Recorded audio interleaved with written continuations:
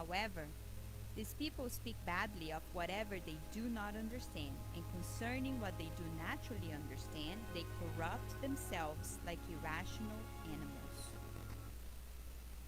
Everywhere we find people who are always ready to make an unseemly and ungrateful comment regarding what they do not know. They are thoughtless and inconstant souls who do not understand life's movements. Thus, they are subjugated by their own unawareness. And they are the ones who, in their instinctive expressions, behave irrationally regarding what they do know. They personally corrupt the most sacred issues. They insult the most benevolent intentions. They ridicule the worthiest achievements. Watch out for the attitudes of these irresponsible complainers. Christ has given us the light of the gospel so that our judgment may not be cold and uninformed. Jesus-centered knowledge is the transforming light of life, conferring on us the gift of understanding the living message of each being and the meaning of each thing on the infinite pathway. Only those who are aware of their own ignorance, who respect the realm of circumstances unknown to them, are capable of producing perfect fruit with the gifts of God that they already have.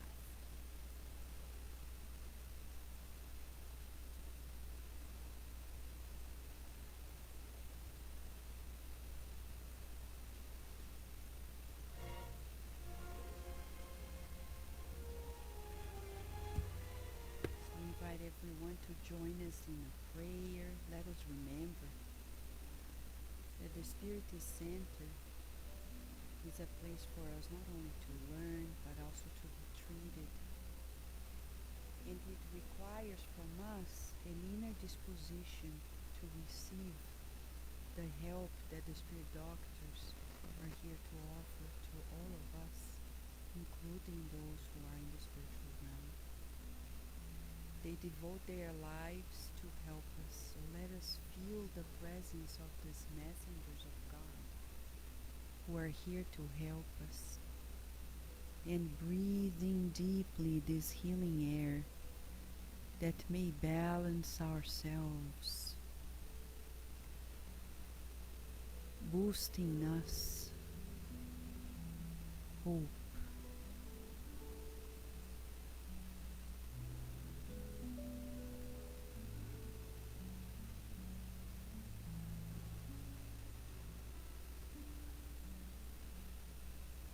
Dear Mother, Father God,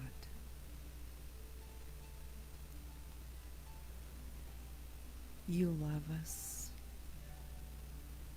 and we are yet to really love you. Forgive us for not knowing so much, and for often being so childish and even ungrateful, for you never abandon any of us. On the contrary, if good parents are able to protect and care for their children, we can project your providence being maximized to the infinite in terms of love and care. And we start feeling the warmth of your embrace. May this hour and a half be a moment of true therapy for our souls, where we see the unseen, understand what sometimes is even misunderstood or not even acknowledged. And may everyone connected to us receive their share of the healing that you grant us with.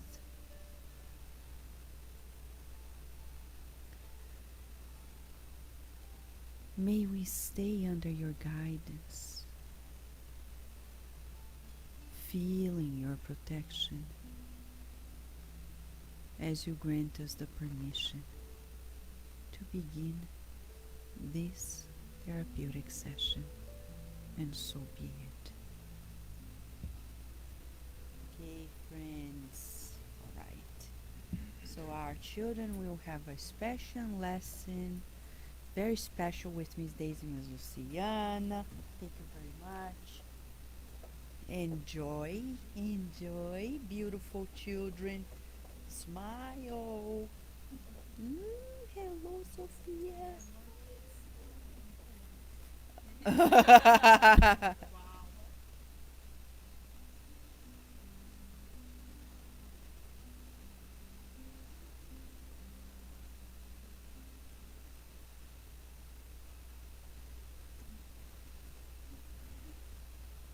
On our side, we're going to study something that comes from here, the Gospel according to Spiritism. You remember when Jesus went to the Mount and started talking about the Beatitudes, right? You remember. Why did he do that? Remember that one of his disciples was visited in his house by a few people who were not doing well, either crippled or they were, corrupted in their ethical moral attitude. And his disciple was like, oh, you people, you're not going to be able to help Jesus. Pretty much like that. And then Jesus came along and he shared, almost like proud of himself. You see, I'm protecting, I'm shooing away these people who are just bad people. They are useless. And Jesus was like, really? That's not what we're talking about here. So he explained to the disciples who were present and left, but he didn't humiliate him. He understood he's a master. You don't humiliate your students. He taught them often and repeated the lesson. Good teachers repeat the lesson as many times as possible, knowing that repetition leads us to learning. Parenthesis. Did you know that we're going to repeat some lessons in many reincarnations until we master it? Sometimes we think, oh, I did it. Some people even say, I know, I'm going to put up with this spouse of mine because I don't want to come back in the next life with this spouse. And they just swallow it. Well, you bet, next life, hello again. Like, well, didn't I do it? No, you didn't. Because that's not love. Love is something else. As Virginia said today is the day about love. So what is love, right? It's something beyond just the romance that we're talking about. It's about bond. Leon Denis talks about love in his book, and he says love is this force that attracts the atoms, the molecules, and the stars of the universe. This magnetism that attracts, that keeps like a solar system together. In the eyes of the elevated spirits, it's love. Amazing. Imagine when we evolve and we are able to understand all the physical aspect with the spiritual moral understanding. So, Jesus goes there and explains, leaves, continues his way. At sunset, he goes to the mount and people go after him. Why? Who was willing to see him? The people who were happy or thought they were happy? No, the people who were tired of suffering, the people who were desperate, the people who were seeking at any given level, the ones who were suffering injustices. And that's when he took an opportunity to say 10,000 things plus. Blessed are the afflicted. Blessed are the meek and peace lovers. Blessed, and one of them, chapter 7 of the book Gospel According to Spiritism, the breakdown of one of the verses. That's what we're going to talk about today. Blessed are the poor in spirit, for theirs is the kingdom of heaven. Oh my Lord. Who wants to go to the kingdom of heaven? Let's say, who does not want to go? What is the kingdom of heaven? If we could put in other words, what would it be? Kingdom of heaven equals to no suffering. Yeah, that's a big one. Happiness, peace, no bills to pay. Wow, that's really heaven, huh? Oh my gosh. No food. Right? Yes. But he says, blessed are the poor in spirit, for theirs is the kingdom of heaven. Meaning we will achieve these things if we are poor in spirit. What does it mean to be poor in spirit? The beauty of Spiritism is that it takes these symbolisms and brings it to us in language that we finally can reason with. That's why Jesus said, I'm going to send you a consoler that will tell you what I can't tell you now. So what couldn't he say then that now for us it's possible to understand? So Kardec begins this chapter by saying, by poor in spirit, Jesus does not mean persons devoid of intelligence, but the humble.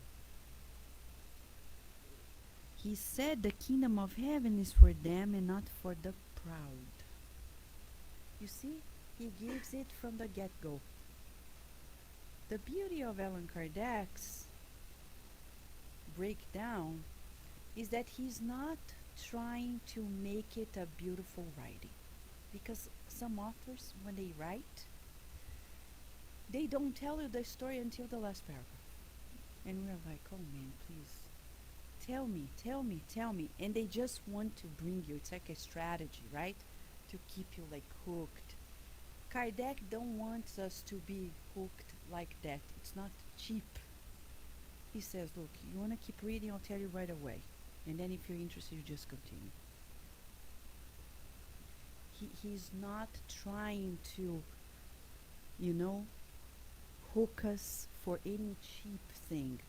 He really wants to educate us, to share the good news, clear cut, like we've never had it before. So it's about humility versus pride. It's not about knowledge or no knowledge. It's about a feeling and an attitude that derives from it.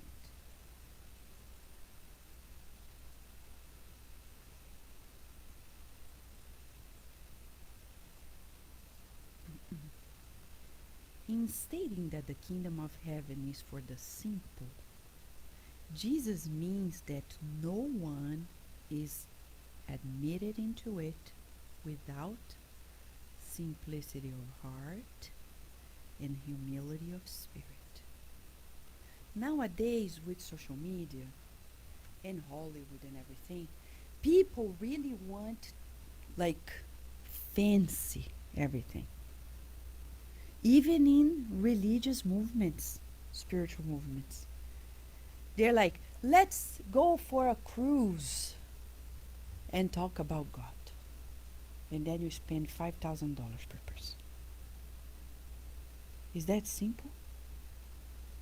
Really? We need to pay $5,000 and be in a ship in the middle of the ocean, eating fancy food, going to the casino during the day and talking about God in the evening? That's a little strange, right? It's not coherent. And nowadays, even in Spiritism, we have fancy conferences. Fancy. With 10,000 equipment. And if we don't have them, it's not going to happen. People demanding things, people having to pay a lot of money just to attend those conferences, especially in Brazil. Is that simple? Did we need to pay to hear Jesus speak? And he's the governor of the planet. Highlight. We didn't need to pay to get anywhere. But some people claim, but Vanessa, we have to pay the venue. I agree, we have organized several events. But you know, one rule of thumb that Mentor Joseph says is this: you only do an event if you can offer it to the public. If you can't, don't do it. Humility.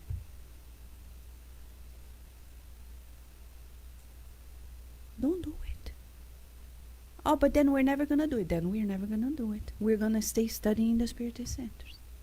Maybe that's what we need, because right now many people don't go to Spiritist centers, but they go to the conferences. So we are talking about a time on earth in which things are so twisted that we are talking about God without simplicity of the heart. Who used to do that at Jesus' time? Who? There was a name for the people who used to be like that. Yes, the Pharisees. And if you go to the introduction of the Gospel according to Spiritism, Kardec explains the several classes, the Pharisees and the other ones, and what they were, so just we understand the context. So he's saying if we don't have simplicity of heart and humility of spirit, we're not going to find this state of mind of the certainty of the good, because heaven is certainty of the good. There are people who are living on earth and are poor, they have their difficulties, but they are in heaven because they have clear conscience. They know that God loves them. They are living heaven on earth from inside out.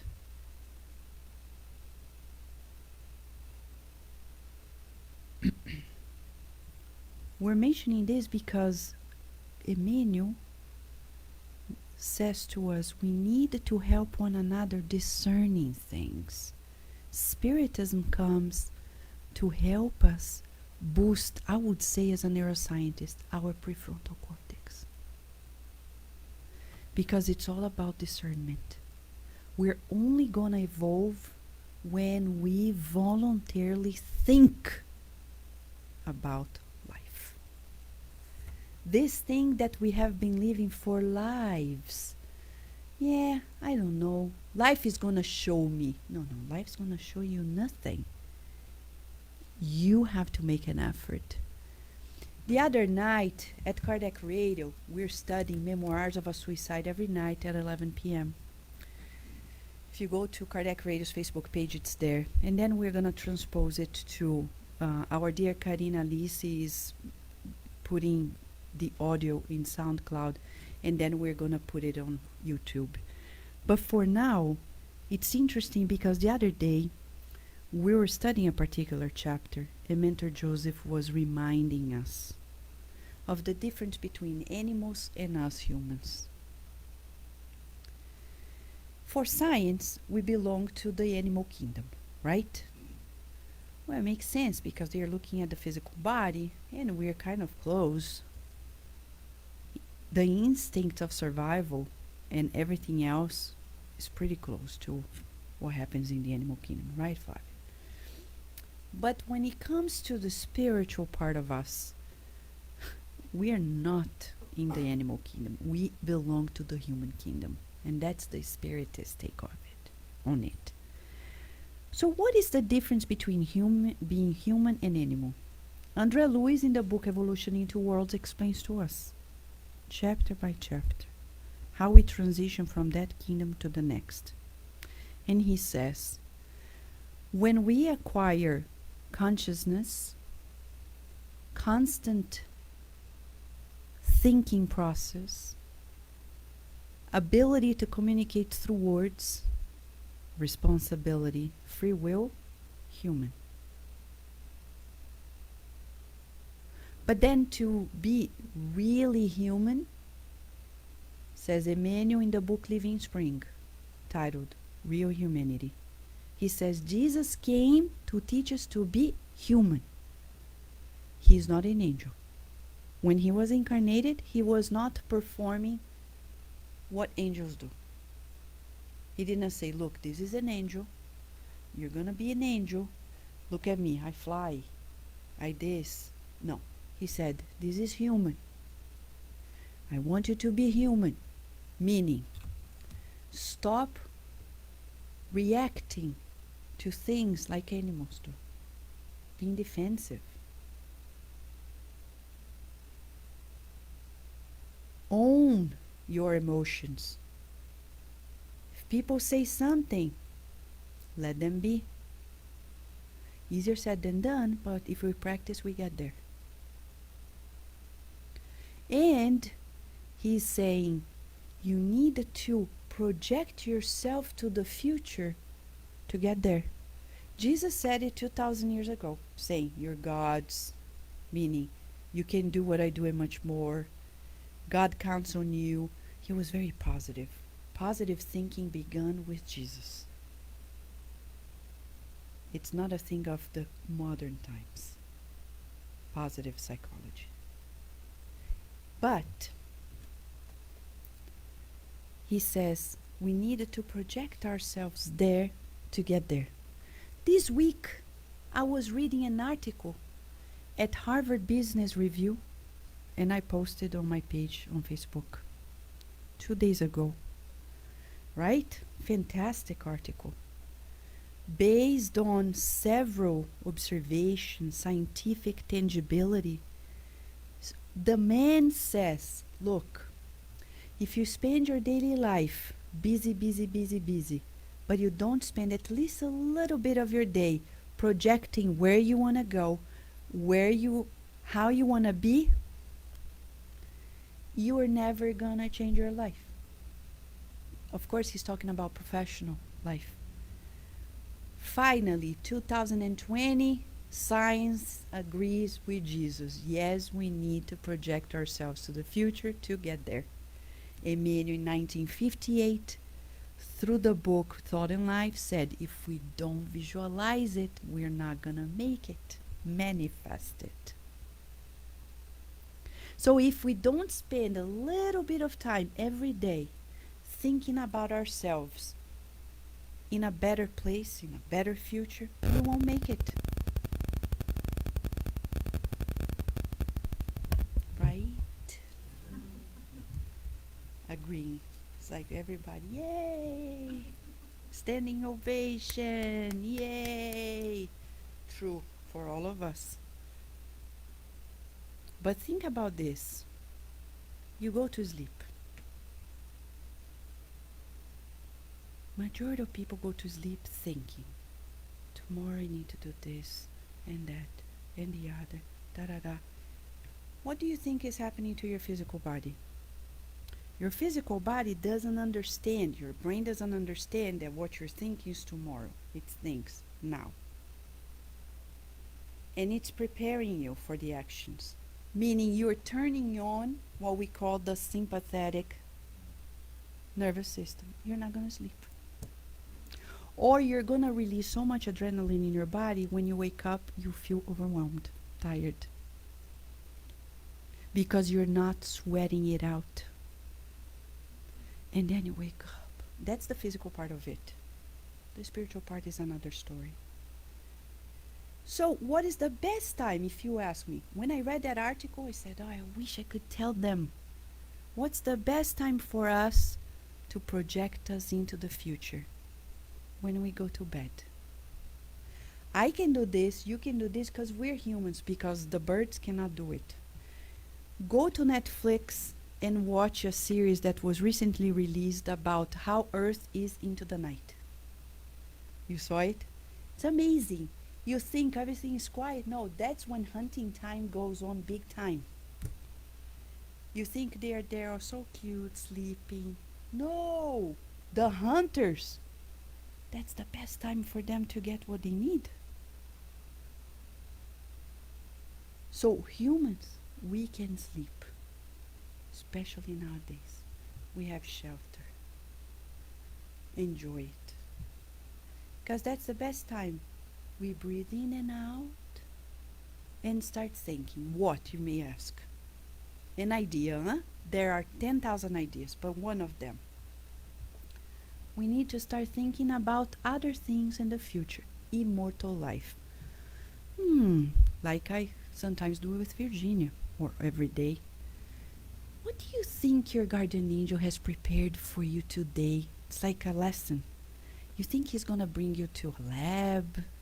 You think he's going to bring you to a classroom that is going to show some new equipment that they have there?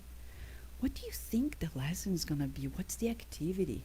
Is he going to bring you to a pharmacy to show how you used to do stuff? And then she's like, I don't know. I said, well, let's contemplate it. I'm wondering what my guardian angel is preparing for me tonight. Where's he going to take me? Maybe he's going to take me to take a course on this. And I start contemplating things of immortal gain regarding virtues, knowledge, anything. And you can go even broader than this. You can think like, right now, we are in the solar system. Jupiter is more evolved. What are people in Jupiter doing right now? Do they have telescopes on us too? But since they are more evolved, their telescope probably is radiating something special towards us, right? They're not just watching us. They are probably working to help us too. What about Pluto? Poor Pluto was a planet, now is a dwarf planet, and then back again as a planet, then dwarf planet, and then we never know, like solar system with Pluto, without Pluto, Pluto without Pluto. And then Chico Xavier says, oh, that Hitler was exiled in Pluto. That's why it's no longer in our solar system. People realize that it's out of our system. At least on Earth, we're ruling him out. Right? Maybe we feel it. So then we start thinking of these things that are of immortal concerns. What is Jesus doing right now? Where is he? How does he want Mother Mary and her legion helping the suicide spirits all over the world? Wow. What about the colonies? What about the intermediary outposts where they take incarnates to learn lessons? What about the auditoriums that they are preparing for us to learn?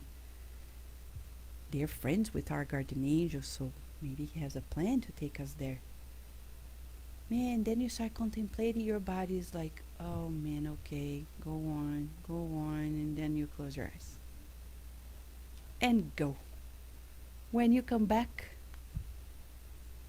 you wake up with a smile, like, what happened? I don't remember. But it feels good. It feels certain. It feels heaven. And you wake up. Now, okay, now the bills. Now the work meetings. Now the dishes and the laundry and the children and the car. And all right. But then, keeping our heads in the stars, our feet on earth. Much easier. Simple. ridding ourselves of the fact that we often think that we're the lords of our lives. That's what pride is all about. When we feel that we are going around a star, God, like the earth around the sun, He changes everything. I subject myself to the higher spirits and God much more easily, even though I may not understand everything. I don't need to wait for death to teach me a lesson. Not anymore, right? We've been there, done that so many lives. We were deathbed and we realized, uh-oh, I'm not the master of my life. No, you're not. Because you can't control anything anymore. Death is about proof that we have no control whatsoever. And some people rejoice because they can control even the trash in their house. They are so excessively controlling that they have to make sure that even the trash is precisely treated the way it is. The dishes, everything, the bills. And then death comes and says, let me remind you that these things don't really matter. You're not the Lord of any of this. So this chapter, why is Jesus telling us, blessed are the poor in spirit? Because back then the Pharisees thought that they were going to heaven. We know it. We're the chosen ones. We're better than you guys. We eat clean. We're clean. So they had several rules. And those who were out of the league, like the Gentiles. You know the story of the centurion who had a slave who was almost like a son for him, for the centurion. Jesus was traveling and teaching when he heard the horses with the centurion coming along. And the centurion came to him and said, remember, centurion was Roman, he was not Jewish, he was a Gentile for the time. They believed in many gods. He comes to Jesus and says, Master, I know you are the Son of God. I need your help. My slave is almost like a son to me. He is at deathbed. Please help me. Jesus says, don't worry, I'm coming with you to your house. And people are like, what? He's a Gentile. I'm coming with you. And the centurion replies to Jesus, no. You don't need to come to my house. Just give me a word, a command, and I know he'll be healed. This is called faith. So many of us want somebody that blessed to come to our house to change everything. The centurion had so much faith that he knew that just Jesus' command, wherever he was enough to change anything miles away.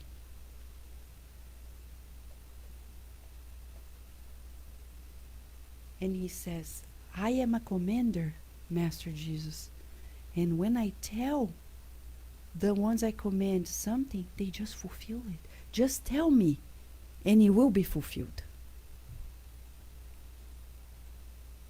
Jesus, as a loving master, turns to him and says, yes, may God bless you.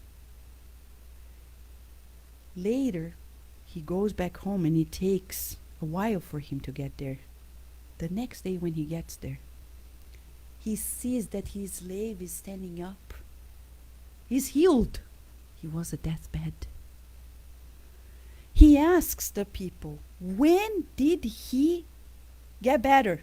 And he says, 1 p.m. yesterday was precisely when, I'm saying figuratively, right? 1 p.m. because they didn't used to say 1 p.m. then. But yesterday, at this hour, when he was talking to Jesus.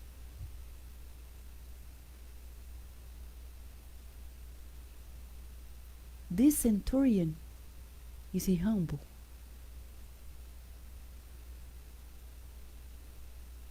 First, because he asks for help. Second, because he believes there is power above him. And he surrenders. Third, he surrenders to that power.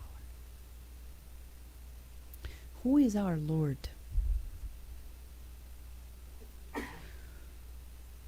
The quantum physicists talk about the non-local reality.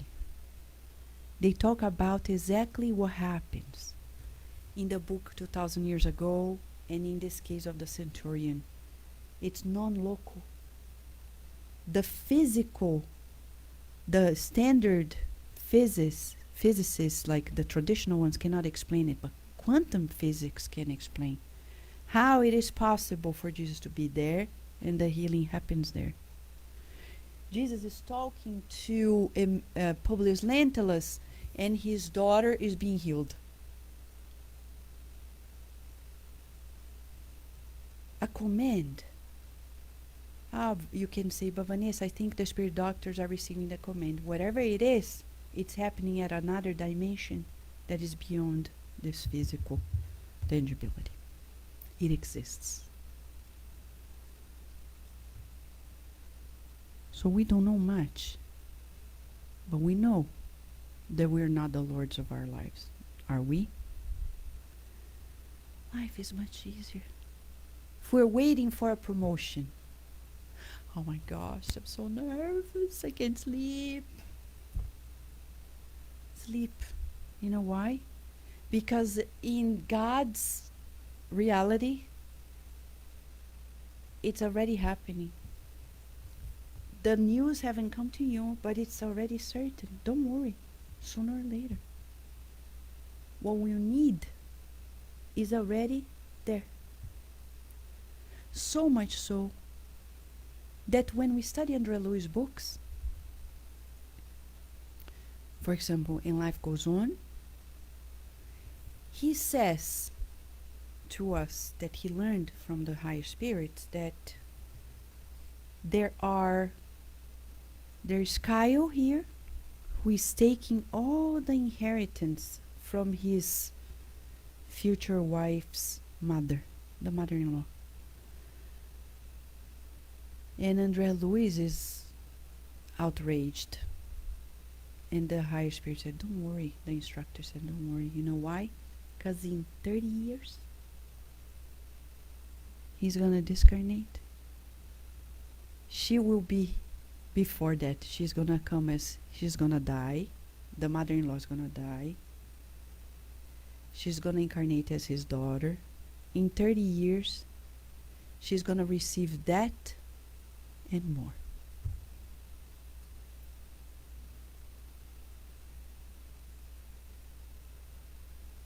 Imagine in God's eyes. He already knows what's going to happen to us in 1,000,000 years.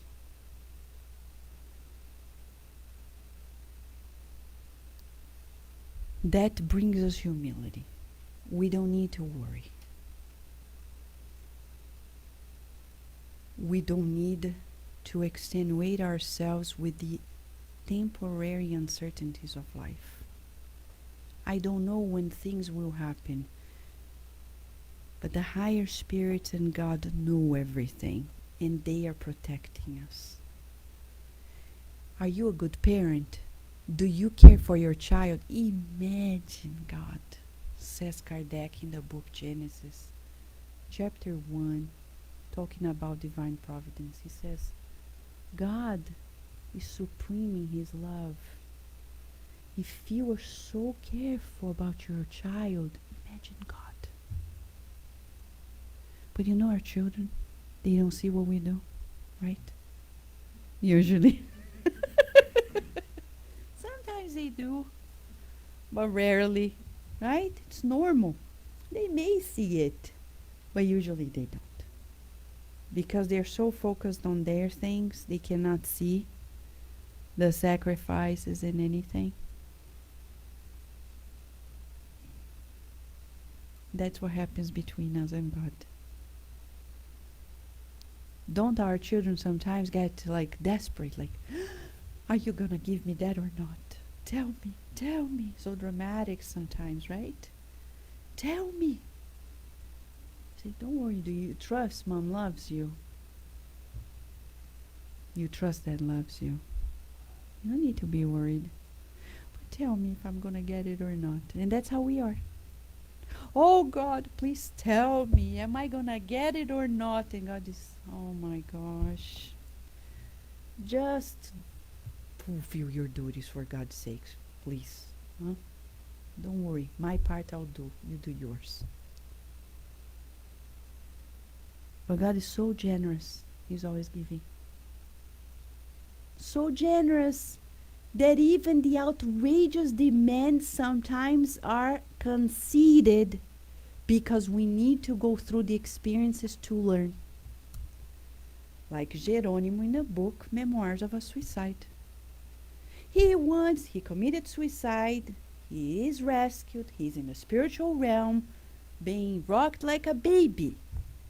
And he says, I'm not going to stay here if I don't see my family.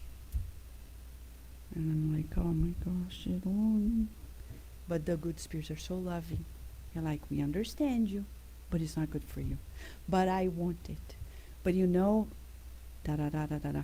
No, but if I don't see them, I won't stay here. If you read the dialogue, it's shocking. His stubbornness, and he thinks he's entitled to more demands after what he's done. And what do the good spirits do? They say, okay, Geronimo, let me talk to the even higher spirits. Comforts. 30 minutes later, that's amazing. Only 30 minutes later. It's not like days. 30 minutes later, they come back and say, they said, it's okay, you can go.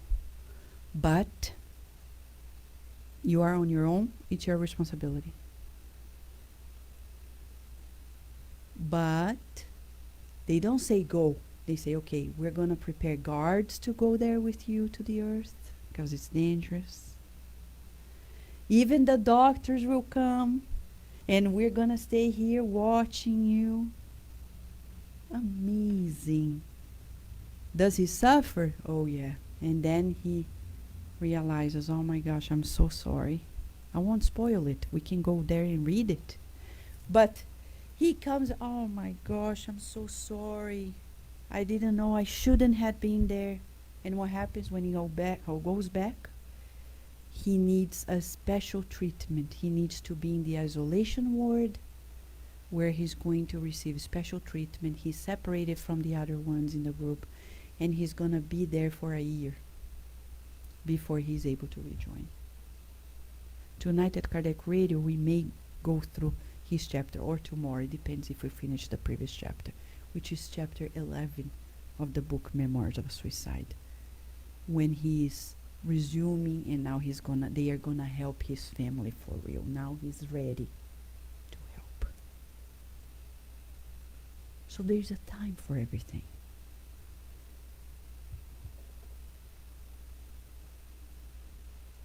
In the Bible, since the Old Testament to the New, we see several passages talking about there's a time to sleep, time to eat, time for this, time for that. Children don't know of it, but we as adults sometimes don't know it either. Talk about passions. I want it now. Bring a box of chocolate.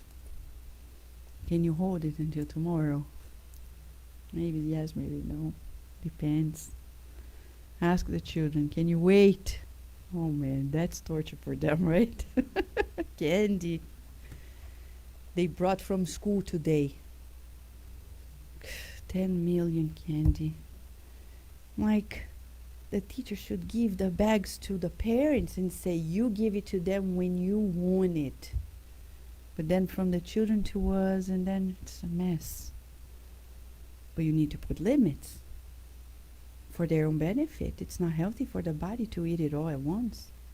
Say, because I love you, eat this, and then we're gonna. It's not like, oh, think about it. They don't have that control yet. We need to help them. Physically, they don't. The nervous system is not ready to. Not even us, right? So, we are learning here that we're not the masters of our lives. We need to surrender, be humble in spirit, simplicity in the heart. And then later in this book, there are many beautiful things. There are messages from spirits through mediums at Kardec's time that were brought in here. One of them is titled Pride and Humility. He says this, humility, and this was 1860, just so we see how current it is, 1863. Let's listen to see how current this is. Humility is a much neglected virtue among you. True or false? Is it still current? Yes. The great examples that have been given you are followed by very few people. True or false? And this was 1863, okay? However, without humility, can you be charitable toward your neighbor? Can we, without being humble?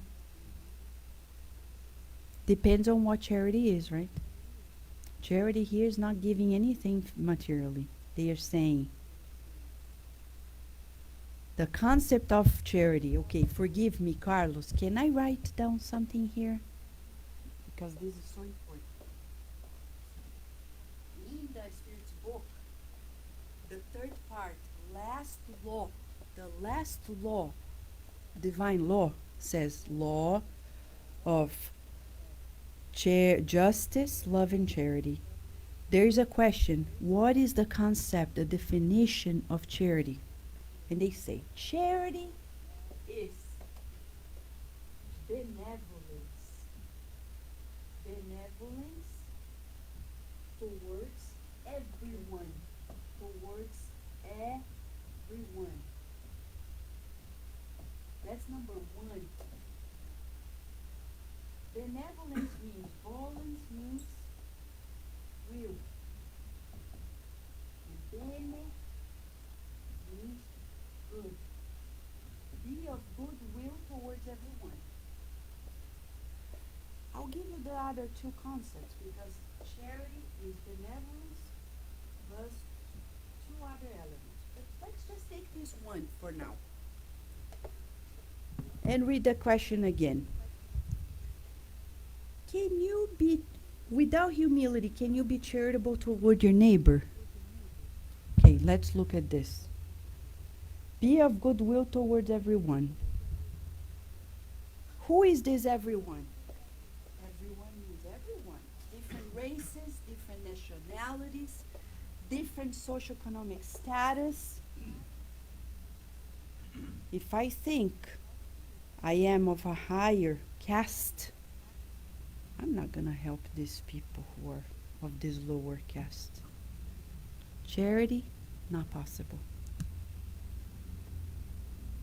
If I think I'm the boss and I'm not going to have lunch with the people who do the housekeeping in my building, I don't need to talk to them. But the president of the company comes. Oh, hello. You want me to lick the floor for you? I will. No charity. That's pride. No humility. Because then we're picking and choosing who we want to do our best. Goodwill. Was Jesus like this?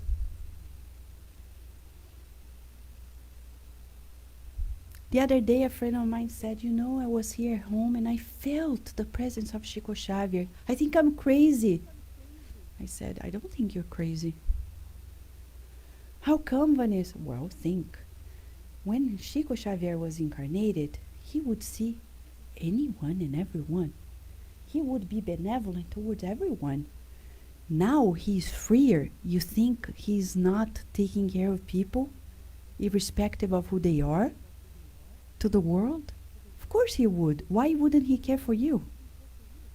If when he was on earth, he would care for anybody and everybody. Did he change? No. He's even freer now. He can come to the US, to Australia, anywhere. He can visit any of our homes. Benevolence towards everyone. So he says here, more. Oh no, he says, because this sentiment puts all men and women on the same level.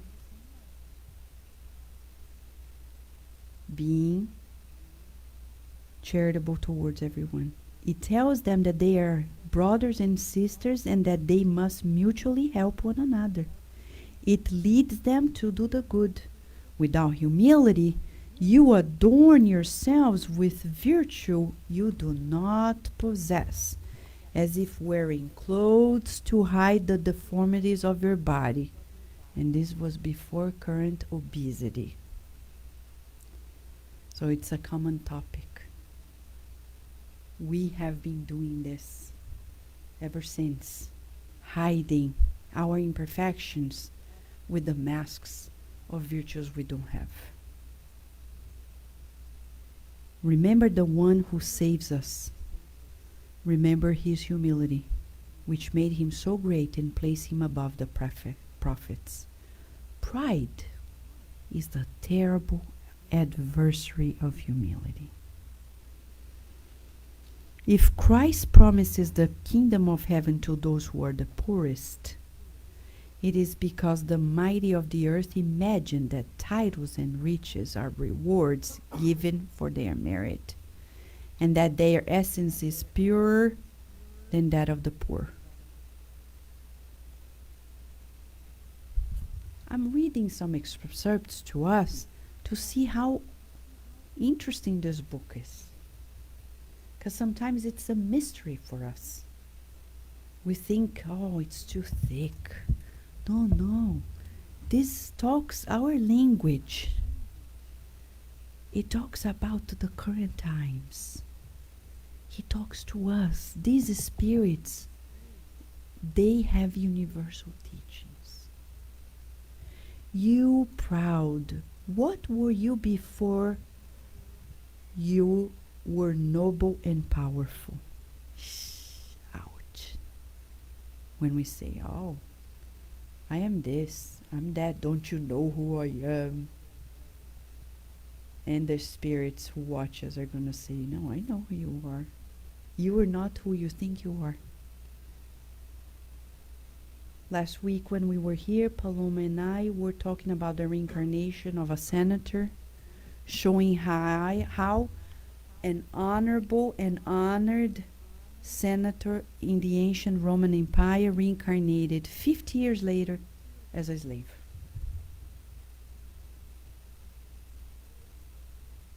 Does he humble us or not?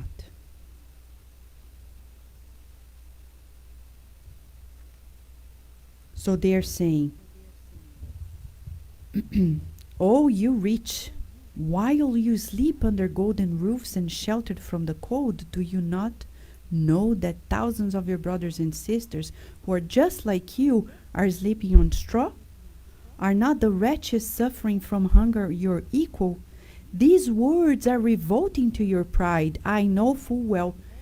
So true that at Publius Lentulus' time, when Jesus came to him, he wanted him to heal his Flavia, the daughter. Jesus said, fraternity, equality, solidarity, and he was like, what? I'm not like the slaves. For Livia, his wife, she could see her sister in her slave, Anna. and treated her just like a sister. People couldn't understand it. Nowadays, we have people who think they are better than the people who clean. That they are better than the people who build buildings with their own hands or homes because they have titles. What are titles? Tools. If one uses a hammer, the other uses a PhD for something else. That's all it is. Nothing else. Different roles, equally important. But do we feel it? No. Because we would give our home to the president of a country who is important, but not to somebody whom doesn't seem important to us. Poor creature, he says. You are a mother, your children are suffering, they are cold and hungry, bent under the weight of your cross. You go and humiliate yourself so that they might have a piece of bread. I bow down before you, how nobly, holy, and great you are in my eyes. Hope and pray. Happiness is not of this world. The poor and the oppressed who trust in him, God gives the kingdom of heaven. Later, this is Lacordaire. Wake up, my brothers and sisters and my friends. May the voice of the Spirit touch your hearts. Be generous and charitable without ostentation. That is, do the good with humility.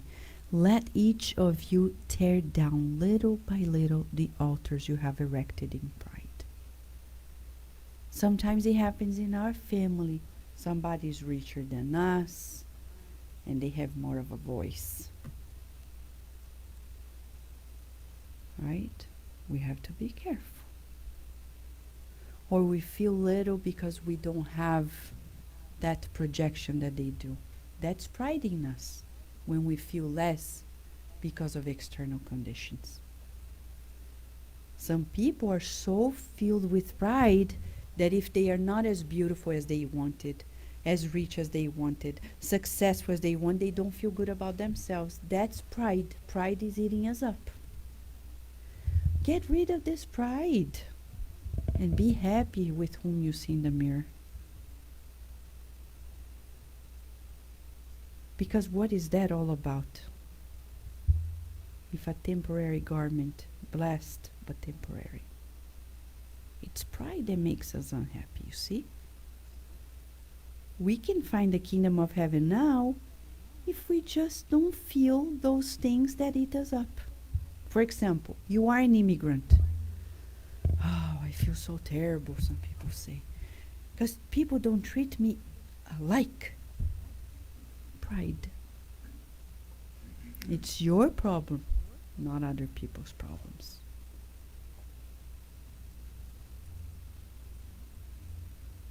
People may not respect you, but if you respect yourself, it's enough. To sleep well. To be well. And the US in many ways is fantastic in that regard because it's one of the best countries to be an immigrant. We're embraced. I know we're living at a tricky time for immigrants, but it's better than many places on earth where we embraced with a form of equality in many ways. If you just respect the laws. And that's our duty. You can't enter the house of somebody unannounced and expect that you're going to be treated kindly.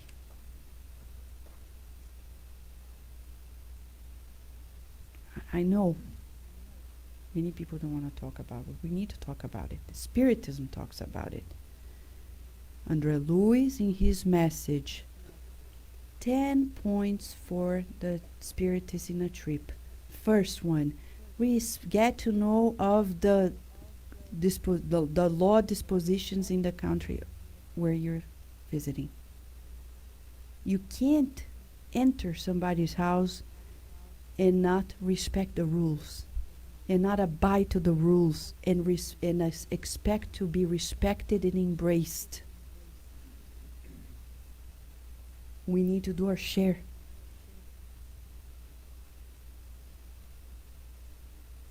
And that's pride on our side, to expect to be treated with so much compassion. But are we being compassionate?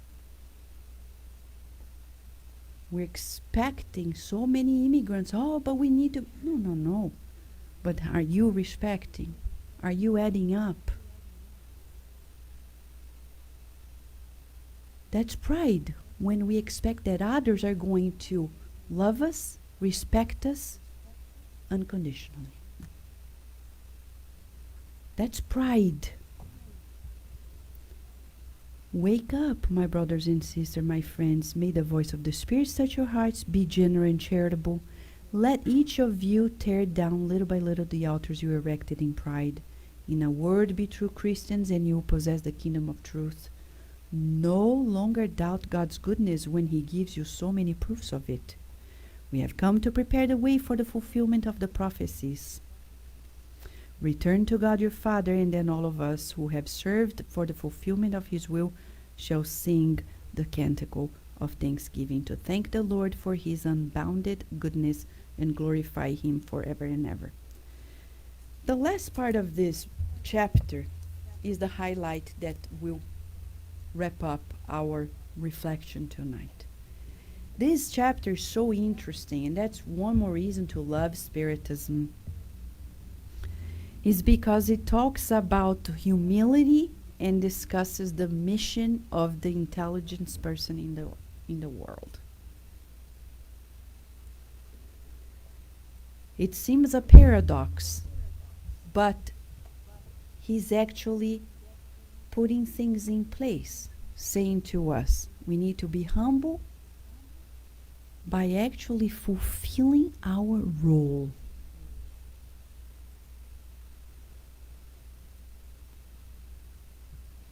When Pontius Pilate washed his hands before the ultimate decision regarding Master Jesus, was he proud?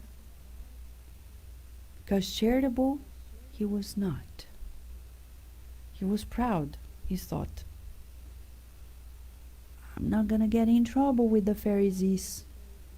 And I'm not going to get in trouble either with the people, the common people here. You know what? You guys know. Let me ask them. They will know. It's like it's pride and selfishness. Like, I don't want to be bad. Sometimes this happens at home. Parents and children. Or in our workplace. We want to be the nice one.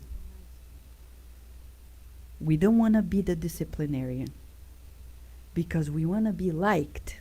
And that's pride. You don't want to be liked by your children. No. You want them to be thankful to you because you help them grow. If they like it, it's a plus. Of course, we're going to hug them, love them, but mostly help them by giving them safe guidelines. I don't want them to think, oh, my mom was my best friend, enjoying smoking pot with me. Because that's what I see many parents doing nowadays. I met parents who are like this. I am my son's best friend because we snort cocaine together. Are you kidding me?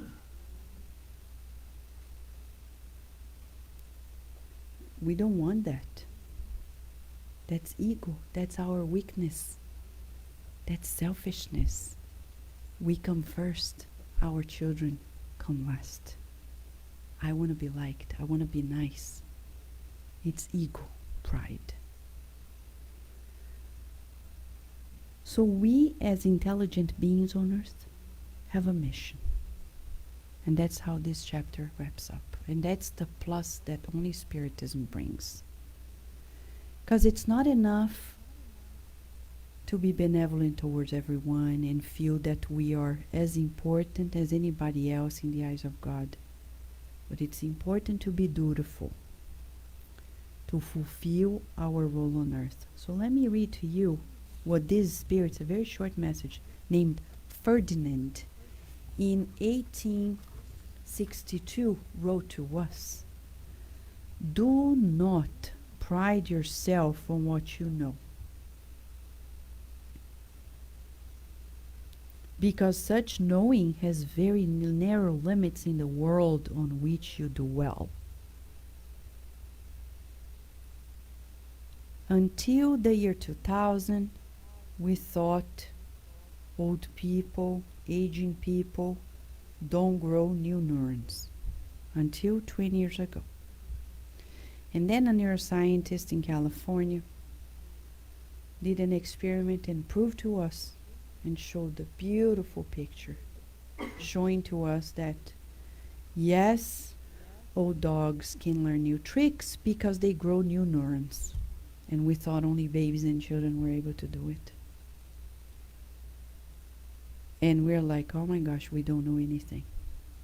Until recently, neuroscientists, less than 20 years ago, thought that neurons were the most special cells in the nervous system until they found other types named glia and the subtypes, which were majority. And you're like, oh my gosh, we don't know anything. And now they are learning the behavior of these other cells. It's very recent. We don't know much. And they're like, maybe that's why many of the medications for depression and anxiety don't work well. Because we have many other cells playing a role that we don't know. And we're just counting with these players that are very important, but they are not the only ones. Astronomers have looked at the cosmos and they saw the planets and the stars, da-da-dee. And then they recently, and I mean recently, a few decades, really knowing that there is dark matter, dark energy. And they're like, scratching their heads, like, what does that mean? We don't know. We don't know. Big deal. It's fun, because now we have more work to do. Nobody will be without a job. Schools will always exist. Because there's always something new to know and to do. I remember when we were talking about computers, people were like, oh, we'll be out of jobs. Now we have more jobs because of computers. Oh, these phones. You can work through your phone. And now we're like, man, we're so ignorant. We're afraid of machines. My machines are helping us. And we have these crazy movies showing the machines are coming after us, destroying the world, being more intelligent. This is just bad reasoning. He's saying, even supposing you were one of those distinguished personalities on this globe, you would still have no right to flatter yourself.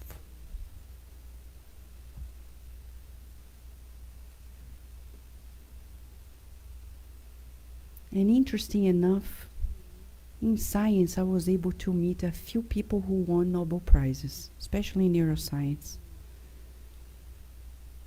in conferences, because they keep so humble. Because they have to keep coming to they are not celebrities. They're scientists. They talk to students, everybody. If you want to talk about science, they talk to you. That's as simple as that. You don't need money to go and say, hey, can you talk to me? Talk to science, they talk to you. So what the spirits are proposing, it's not something that is impossible. It's something that already happens on earth, like Chico Xavier. Who did what Chico Xavier did on earth? You know anybody? I don't. Nobody who comes that close in all of the spectrum of his abilities. And yet, he talked to everybody instinctively, helped everybody. We've never heard somebody say, I came to Chico, he turned me down. And Jesus, the top of it all, coming from the stars, literally, he talked to everybody, never turned anybody down, never humiliated anybody. If in his designs God has enabled you to be born in an environment where you are able to develop your intelligence, it is because he wills for you to employ it for the good of all. It is a mission he has given you, putting in your hands the instrument that will help you in your turn to develop the intelligences lagging behind and lead them to God. We're here in the United States of America, but anywhere in any nation, but let's say the United States of America, where we can cherish this, because life here at survival level, it's already pretty much established. We no longer need to worry, at least majority of people don't need to worry about the basics. So we can indulge into reading books. Statistics tell, I was reading in the Smithsonian magazine, this past year, Americans visited more the libraries we have than went to the movie theaters. Amazing.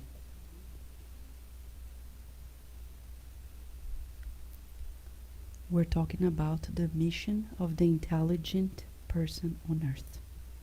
So what is it all about? To get the knowledge for the knowledge? No, to share. So Ferdinand the Spirit is helping us, humbling ourselves and saying, having this knowledge, having these resources, and not multiplying the talents means we're selfish and proud, not poor in spirit. Happiness is not going to come to us. So what do we need to do? Share. But we're talking about knowledge and leading people to God.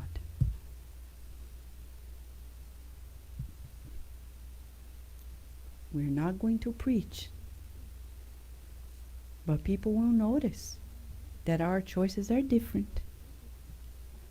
And they may ask or observe and say, let me see, nowadays there's social media. Are you afraid of sharing your spiritual point of view?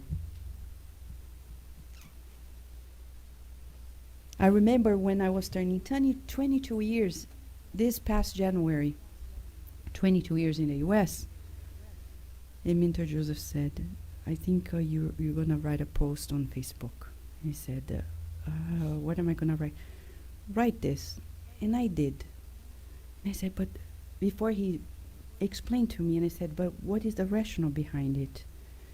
He said, there are people connected to you of all sorts. I have people who are scientists, who used to work with me in universities, Spiritist friends, non-Spiritist friends, Americans, Brazilians. He said, you know, it's important that we write in this way. And then, because I came to the US to work as a scientist, primarily. And then I decided to stay because of Spiritism. And then I said, okay, I'm going to wait for people to see what you really mean. Do we really need to share the story that you want? And he said, you see. Then I started receiving messages in my inbox, phone. People who wanted to call and say, you know, because I talked about Jesus, Mother Mary, in the post, science, and people were calling and said, you know, I never thought about it. I didn't know it. But you know, it inspired me because it happened this to me and that. And people said, you know, I recall when that happened to me and this and the other. And it stimulated people in ways, so Mentor Joseph was right. And Ferdinand is right. If God grants us specific tools, we need to use it to share with people, or we will be selfish and greedy. How will the United States get to know of Spiritism if you don't talk about it? Somebody has to talk about it. Somebody has to share. If you don't, we have to wait for somebody else. But somebody has to do it in our daily lives with friends and family and colleagues at work. If they need, they come to you at work and say, oh my gosh, this person's gonna commit an abortion, Vanessa, and they came talk to me. What do I say? You're Spiritist, right? What do you think you should say? But well, the law is the law. You just say, we'll help you with your baby. Because God put this baby for you. If you can't, don't worry, we're here for you. We'll figure it out. But don't do this. You didn't put this baby in your belly. You offered part of your molecules. But the other part, they united in ways you don't know. You didn't do anything. You don't own this life. You cannot kill it or ask your partner to do it. We are here with you. That's how we share.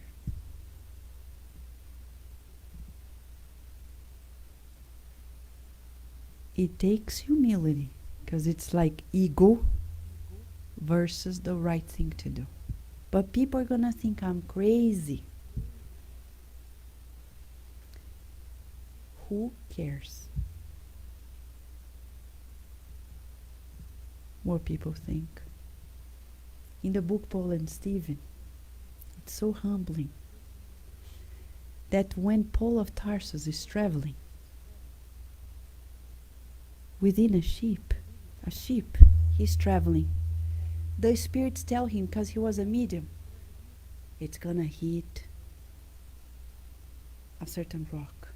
He tells the captain, and they think, he wants to escape. No, we're not gonna listen to him. They hit the rock, they go through the turmoil, and then at some point, they reach the beach. And then he becomes a hero. So people thought he was a criminal who wants to escape. And now he's a hero. Oh my gosh, he knew it all.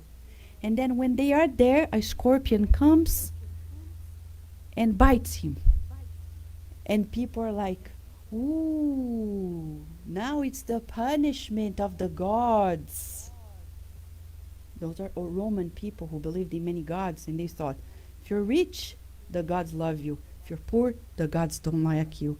If you're sick, the gods don't like you. So he's being punished. He's gonna die. He doesn't die. And people are like,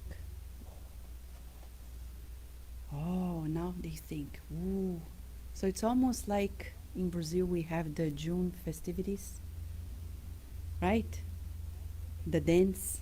It's like, ooh, it's gonna rain. No, it's not. And that's what people say. They love you today, tomorrow they hate you. And then they love you again, and then they hate you again. So we can't be contaminated by that, because that's pride. It hooks us to what people expect. But if we turn everything to God and say, God wants me to do it, people may not understand it, but I need to do it. We do it. That's humility, because God is above me and I trust God. Tonight we want to wrap up reflecting. First of all, am I the Lord of my life, or is God the Lord of my life? And if so, how can I best dedicate myself to fulfilling this Lord's will instead of mine? That's the practice to humble ourselves. If we need an exercise to practice humility, it's as simple as putting God the center stage in our lives.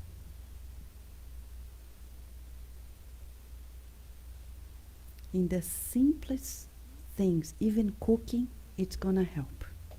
For those who have many people in the family, one likes fish, the other one doesn't like. One likes this and the other doesn't like. And then when you cook, there's a lot of ego, right? You want to please this, and you want to please that, and you want to please that. God. What's the recipe today? Universal recipe, right, Flavia? Many children, oh my gosh. You need a lot of humility and say, I feel God wants me to give fish to this, and broccoli to the other, and pasta to this one. It's gonna be more sacrificing, but I'm just saying, I'm not gonna say this as a rule of thumb, but I will respect people's needs. Because each body needs something different. I'm just giving poor examples about food. But let's say each one needs something differently, and we respect. It will require more work on our side, but probably that's what God wants us to do. We can't give banana to everybody and think they're gonna be not only satisfied but nourished, because each body has a different need. Maybe this one need apple, pineapple, banana. Mamma mia. It would be easier just making everybody alike. But is that what God wants? Some people need particular things, like Geronimo. They had a group of 10. Geronimo was one. Brother Teocto invited all of them for a particular session. Geronimo stops, has a tantrum. Brother Teocto fulfills God's will, doesn't impose himself saying, I'm the authority, you have to listen to me. No, you're grounded. He didn't do that. He said, okay, talked, and everybody has to wait. Because he was being benevolent towards everyone. He had the right to be confused. He was a patient in the hospital. When you work at psychiatric level, you don't argue with your patients because they are not well. That's a rule. And that's wisdom.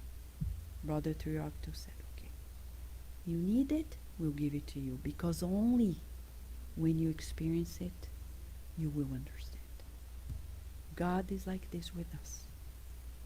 God is saying, no, you're not going to get that house, but I want it. You're not, but I want it. You're not. Okay, go ahead. And then we experience 10,000 things. And then we say, oh my gosh, the unnecessary headaches. If I just surrender. Humility. To wrap up, on Monday, Mentor Joseph was bringing us a message about this titled Humbling Opportunities. And he says, in the challenges of life, we're gonna find opportunities to humble ourselves because we cannot control everything. But we need it, he says, right? Rejoice. Rejoice in those difficulties and challenges, because you will conquer another level of humility that will make you a better instrument in God's hands. How can we be a good instrument if we're not humble? But we need to exercise humility. Humbling opportunities. He says, rejoice, like Stephen. He saw God leading his life in the most extreme days. And that's why he was the one. After Jesus, you can tell he was the first martyr of Christianity, because he was super humble. It's an invitation for all of us. Why on Valentine's Day we're being invited to this? I think it's because God loves us. He's giving us a Valentine card saying, I love you. Trust me. You're safe. I am caring for you.